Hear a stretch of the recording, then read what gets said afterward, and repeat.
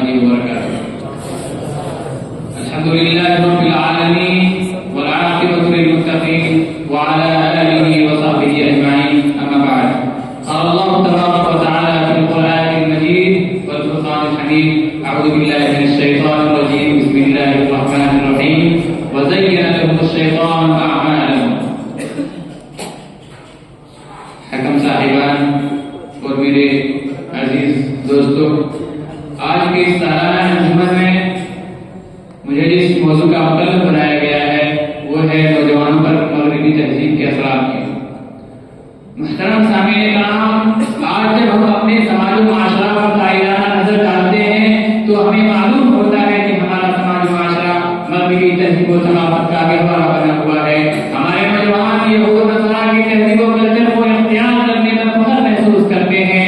ہماری خواتین فیشن اور ماڈرنزم کے نام پر جو بے حیائی، بے غیرتی اور بے پردگی کا مظاہرہ کر رہی ہیں، العیاذ باللہ و قابل بیان ہے.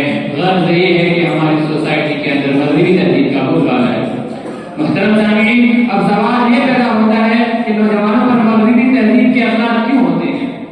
نوجوانوں پر مغربی تہذیب کے اثرات کی سب سے بنیادی سبب دین سے دوری ہے. جب انسان اپنے رب کی ہدایت سے منہ موڑ لیتا ہے تو پھر باطل نظریات، گمراہ کن تہذیبیں اور فتنہ پرست فکریں آسانی سے اس کے دل و دماغ پر اثر انداز ہو جاتی ہیں. جیسا کہ اللہ رب العالمین نے قرآن مجید میں ارشاد فرماتا ہے: یا ایھا الذین آمنوا ادخلوا فی السلم کافۃ ولا تتبعوا خطوات الشیطان انہ لکم عدو مبین. ایمان والو، اسلام میں پورے داخل ہو جاؤ اور شیطان کی نقش قدم کی پیروی نہ کرو، یقیناً وہ تمہارا برا دشمن ہے. یہ آیت نہ صرف ایمان والوں کو دین پر مضبوطی کے ساتھ قائم رہنے کا حکم دیتی ہے بلکہ یہ بھی بتاتی ہے کہ دین سے معمولی سی دوری بھی انسان کو شیطان کے راستے کی طرف لے جاتی ہے. مغربی تہذیب کے وہ باتوں جو بے حیائی، فحاشی، دین بیداری اور اخلاقی انحطاط کی طرف لے جاتی ہیں، وہ سب شیطان کے انہی قدموں کے نقش ہے جن سے اللہ تعالیٰ نے خبردار کیا ہے. عزیزان محترم،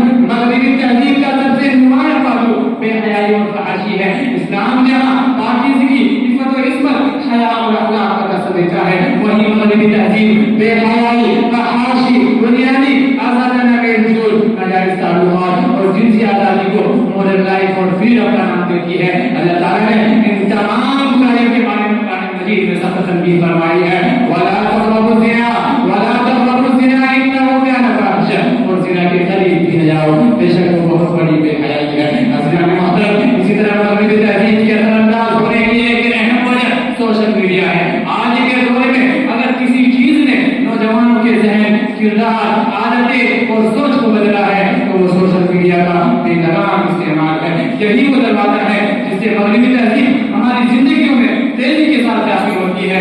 اللہ تعالیٰ کا فرمان ہے: وَزَيَّنَ لَهُمُ الشَّيْطَانُ أَعْمَالَهُمْ. اور شیطان ان کے برے اعمال کو مزین کر دیتا ہے. اس آیت میں اللہ تعالیٰ بتا رہا ہے کہ شیطان انسان کے غلط کاموں کو خوبصورت بنا کر پیش کرتا ہے تاکہ انسان برائی کو برائی سمجھنے کے بجائے اسے اچھا سمجھ کر اختیار کر لے. سامعین کرام، اسی طرح مغربی تہذیب کے اخلاق کی ایک اہم وجہ اپنی تہذیب کو چھوڑ دینا ہے. جب کوئی قوم اپنی بنیاد، اپنی اقدار اور اپنے اخلاقی اصول سے دور ہو جائے تو باہر کے چمک سے فوراً کی طرف کھینچ لیتی ہے.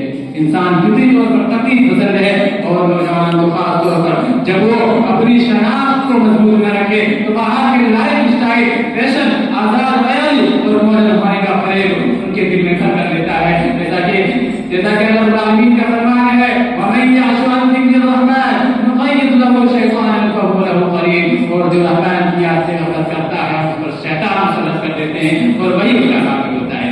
سامعین کرام، یہی اصول تہذیب پر بھی لاگو ہوتا ہے کہ جب انسان اپنی دینی تہذیب سے دور ہٹ جاتا ہے، اپنی دینی تہذیب سے منہ موڑ لیتا ہے تو بیرونی گمراہ کن راستے فوراً اسے اپنی طرف کھینچ لیتے ہیں. سامعین کرام، نبی کریم صلی اللہ علیہ وسلم کا فرمان ہے: من تشبہ بقوم فهو منهم. جس نے کسی قوم کی مشابہت اختیار کی وہ انہی میں ہوگا.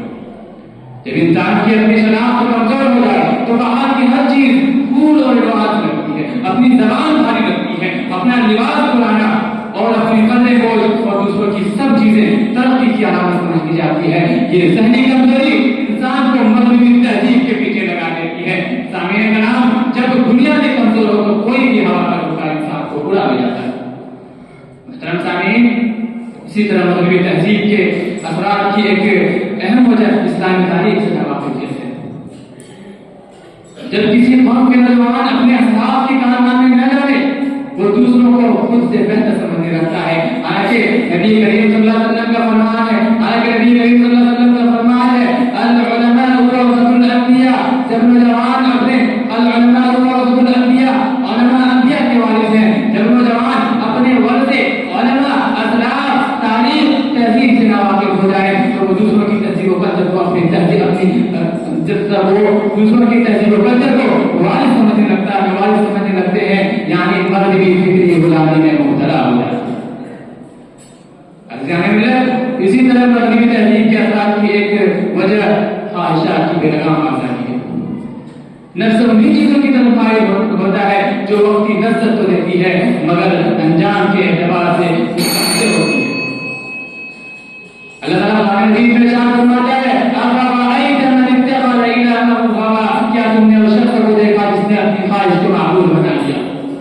یہ آیت واضح کرتی ہے کہ خواہشات کی پیروی انسان کو گمراہی میں رکھی جاتی ہے۔ مغربی تہذیب بھی یہی سکھاتی ہے کہ جو دل کرے وہ کرو، اور نوجوان اسی نعرے سے متاثر ہوتے ہیں۔ جیسا کہ شاعر مشرق علامہ اقبال نے ایسے ہی مسلمانوں پر فرمایا ہے کہ وَذَبَتُ النَّصَارَىٰ وَتَمَدُّنَ مِنْ حَمُودٍ، وَذَبَتُ النَّصَارَىٰ وَتَمَدُّنَ مِنْ حَمُودٍ، یہ مسلمان ہیں جنہیں دیکھ کے شرمانی ہو۔